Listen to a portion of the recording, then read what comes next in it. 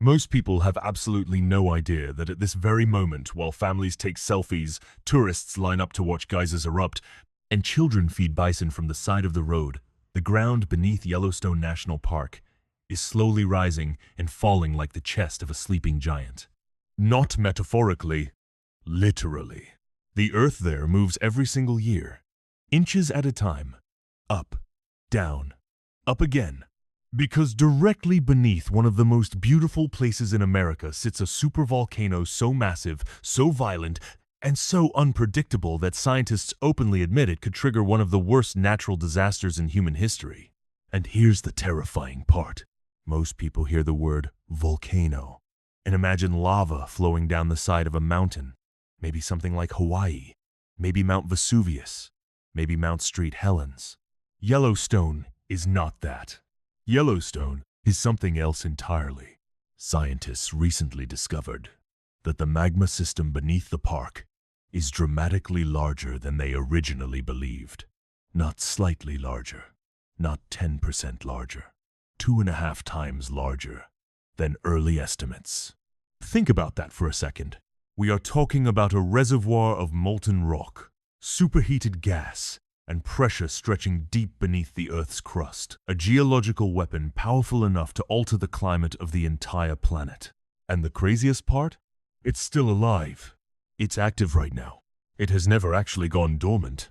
Stay with me, because by the end of this video, Yellowstone will stop feeling like a tourist attraction and start feeling like a ticking time bomb, hidden in plain sight.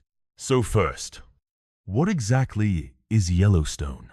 Most people know it as the iconic national park, sitting mostly in Wyoming, spilling slightly into Montana and Idaho. They picture Old Faithful erupting against a blue sky, endless forests, steam rising from colorful pools, elk crossing empty roads at sunrise. It looks peaceful, almost magical. But the beauty hides something ancient and catastrophic beneath the surface. Yellowstone sits on top of a supervolcano, and a supervolcano is not just a larger version of a normal volcano. It belongs to an entirely different category of geological destruction. A regular volcano usually erupts from a mountain peak. Pressure builds beneath the surface until lava, ash, and gas explode upward through a vent. A supervolcano works differently.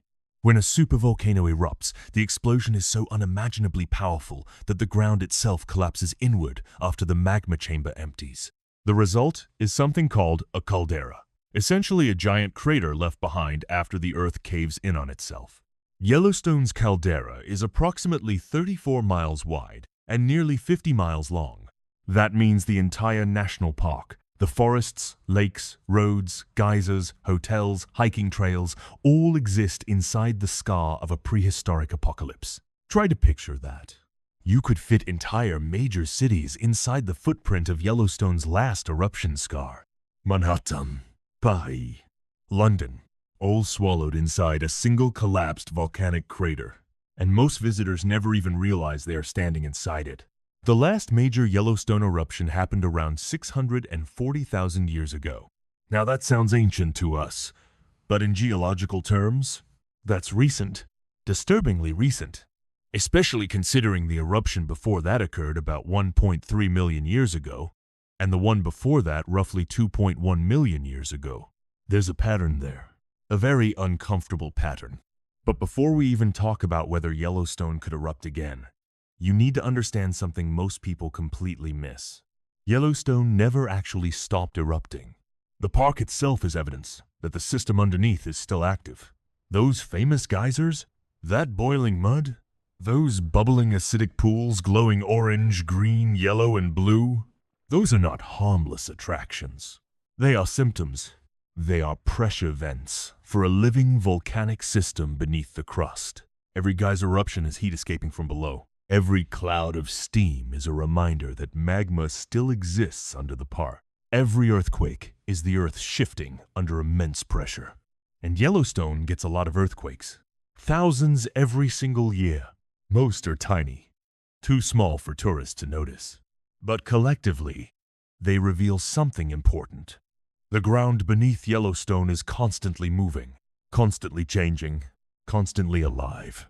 In fact, scientists monitoring the park discovered that some parts of Yellowstone's surface rose by nearly 70 centimeters over a single decade. Think about how insane that is. An entire section of the Earth physically lifting upward because magma and pressure are building underneath it. Imagine living on top of a giant underground lung, slowly inhaling and exhaling beneath your feet. That's Yellowstone. And then came one of the most shocking discoveries of all. For years, scientists believed Yellowstone had one primary magma chamber beneath the park. Massive, yes. Dangerous, yes. But understood. Then seismic imaging technology revealed something unexpected. There wasn't just one magma reservoir. There were two. A second gigantic reservoir was discovered deeper beneath the first one, creating a colossal magma plumbing system extending far into the Earth's mantle. Researchers described it almost like a giant interconnected network of molten rock channels feeding the volcano from below. The upper chamber alone contains enough molten material to fill the Grand Canyon multiple times over. The lower reservoir? Several times larger than that. Together, the system stretches hundreds of miles downward into the planet. And suddenly, Yellowstone looked far less like an isolated volcano and more like a wound in the Earth's crust connected to something much deeper. Now here's where things become difficult to comprehend. Yellowstone's previous eruptions were almost beyond human imagination in terms of scale. The largest eruption, known as the Huckleberry Ridge eruption around 2.1 million years ago, released approximately 2,500 cubic kilometers of volcanic material. To give you perspective, the eruption of Mount St. Helens in 1980 released roughly 1 cubic kilometer. 1. Yellowstone released 2,500 times more. Picture the explosion that destroyed Mount St. Helens. Now multiply it by 2,500. That's the kind of force we're talking about. Ash from a Yellowstone supereruption would not simply affect nearby states. It could blanket huge portions of North America. Some scientists believe ash clouds could spread across thousands of miles depending on wind patterns. Cities would disappear under layers of ash. Roofs would collapse from the weight. Airplanes would stop flying. Vehicles would fail as engines clogged with volcanic particles. Water supplies could become contaminated. And the ash itself is horrifying. People imagine soft fireplace ash. Volcanic ash is different. It's basically microscopic shards of jagged volcanic glass. Breathing it shreds lung tissue. It destroys machinery. It infiltrates buildings, electronics, power systems, crops, and water supplies. Now imagine that falling non-stop across huge sections of the country. But the explosion itself would only be the beginning. The real global danger comes afterward. A supereruption would inject massive quantities of sulfur dioxide into the atmosphere. That gas would react with water vapor and form sulfuric acid aerosols high in the stratosphere.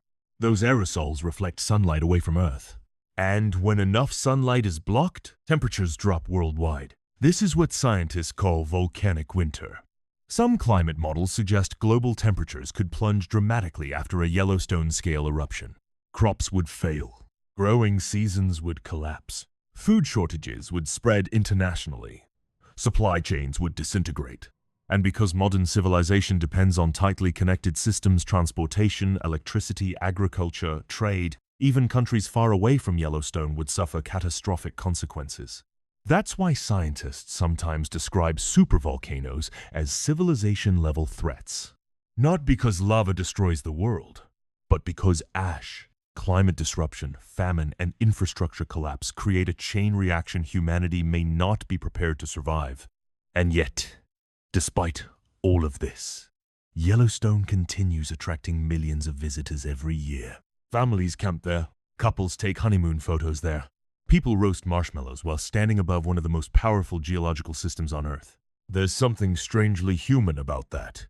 We normalize danger when it becomes familiar. And Yellowstone feels familiar, beautiful, safe, predictable. But beneath that calm surface, pressure continues building. Earthquakes continue happening. Heat continues rising. The ground continues breathing. Now, to be fair, scientists are very clear about something important. There is currently no evidence suggesting Yellowstone is about to erupt tomorrow. In fact, the odds of a super eruption happening in any given year are extremely low. The USGS estimates the probability at roughly 1 in 730,000 annually.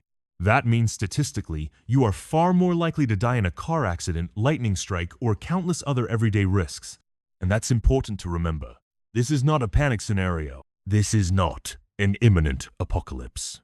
But Yellowstone also isn't extinct. That's the distinction. People often assume not erupting right now means dead. Yellowstone is not dead. It is active. Scientists openly describe it as an active volcanic system. And geological time moves differently than human time. To us, 640,000 years sounds unimaginably distant. To the Earth, it's barely a moment, a heartbeat. And maybe that's the strangest part of all. Human civilization feels permanent to us because our lives are short. We build cities, roads, governments, airports, entire economies. And unconsciously, we begin assuming the ground beneath us is stable forever. Yellowstone reminds us that it isn't. That beneath all human progress lies a planet that is still violent, still evolving, still capable of reshaping civilization in an instant. The Earth does not care about borders, or economy, or technology. And somewhere beneath the forests and geysers of Wyoming, unimaginable pressure continues building silently in the dark. Breathing, waiting, patient on a timescale we can barely understand. Maybe Yellowstone won't erupt for another 100,000 years. Maybe longer. Maybe tomorrow. Nobody truly knows. And that uncertainty is exactly what makes it so terrifying. Because hidden beneath one of the most beautiful places on Earth is a force powerful enough to remind humanity how small we really are.